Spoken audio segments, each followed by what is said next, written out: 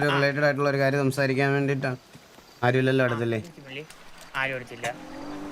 നമ്മള് വെറുതെ പുതുക്കി നിന്നാ മതി. ഇപ്പൊ പെമ്പിള്ളാരാണ് ഈ. ഞാൻ ഒരു കാര്യം പറയട്ടെ ബാബു, ഞാൻ സിമ്പിളായിട്ട് പറയാം.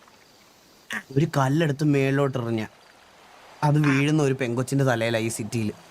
സത്യം മള്ളി, നമ്മുടെ ഭാര്യ ഇല്ലെങ്കിൽ സേഫാണ്. നമ്മുടെ വീഴുന്നത് നമ്മുടെ ഭാര്യ ഇല്ലെങ്കിൽ ബാക്കിയെല്ലാം സേഫാണ്. അതായത് നമുക്ക് ഭാര്യ ഇല്ലല്ലോ സിറ്റിയില്.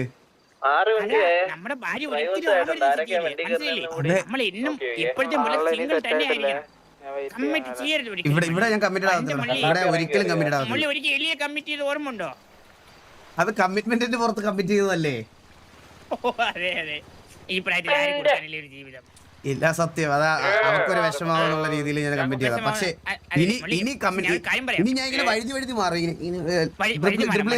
റൊണാൾഡോയും മെസ്സിയൊക്കെ പോണത് പോലെ. ഞാൻ വേറെ കേസ് പറയട്ടെ, മൊലാലി ഇന്ന് തന്നെ തെളിയിച്ചു മൊലാലി സ്ത്രീ വിഷയത്തിലൊരു കേമനാണ്. പിന്നെ അല്ല, ഏതാ ജീവിതത്തിൽ ഇങ്ങനെ ചിന്തിട്ടില്ലല്ലോ ഒരു കാര്യത്തിന് വേണ്ടിട്ട്. ഞാൻ പറഞ്ഞല്ലേ, ഈ വട്ടം എന്റെ തിരിച്ചു വരവെന്ന് പറയണത് ഐക്യു ആണ് ശരിക്കും ഞാൻ ബൂസ്റ്റ് ചെയ്തത്. ഗൺ പവർ ഒന്നും ഞാൻ ബൂസ്റ്റ് ചെയ്തിട്ടില്ല. മനസ്സിലായി. ഇന്നേ വരെ ഗൺ പവർ ബൂസ്റ്റ് ചെയ്യാത്തോണ്ട് ഇച്ചിരി ബൂസ്റ്റ് ചെയ്താ മറ്റേ കൊച്ചിന്റെ തലയിൽ തേങ്ങ ഇട്ട് കൊന്ന പരിപാടി. പിന്നെ അപ്പൊ എന്തായാലും നമുക്ക് കുറച്ച് കാര്യങ്ങൾ സെറ്റ് ചെയ്യാനുണ്ട്.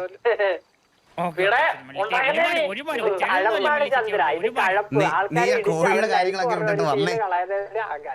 മൈക്ക് കയ്യിൽ താഴെ വെച്ചിട്ടൊന്ന്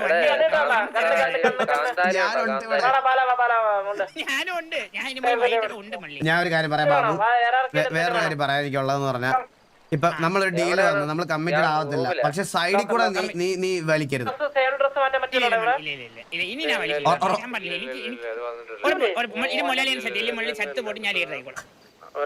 അത് നിന്റെ പണ്ട് തൊട്ടുള്ള ആഗ്രഹമാണെന്ന് എനിക്ക് അറിയാടാ. ഞാൻ ഒറ്റ കാര്യമുള്ളൂ ബാബു, ഞാൻ വേറെ ഇത് ആരെ കേൾപ്പിച്ചാലും നിന്നെ ഒരിക്കലും ലീഡർ ആക്കത്തില്ല. നിന്നെ ഞാൻ ലീഡർ ആക്കത്തില്ല.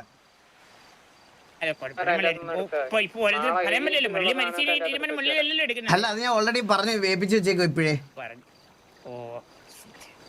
ആ ഒരു ഇതുവരെ പറഞ്ഞായിരുന്നോ? ഇതെല്ലാം പറഞ്ഞു വെച്ചേക്കോ, എല്ലാം പറഞ്ഞു വെച്ചേക്കോ. അത് പറ്റത്തില്ല, അത് ഞാൻ പറയത്തില്ല.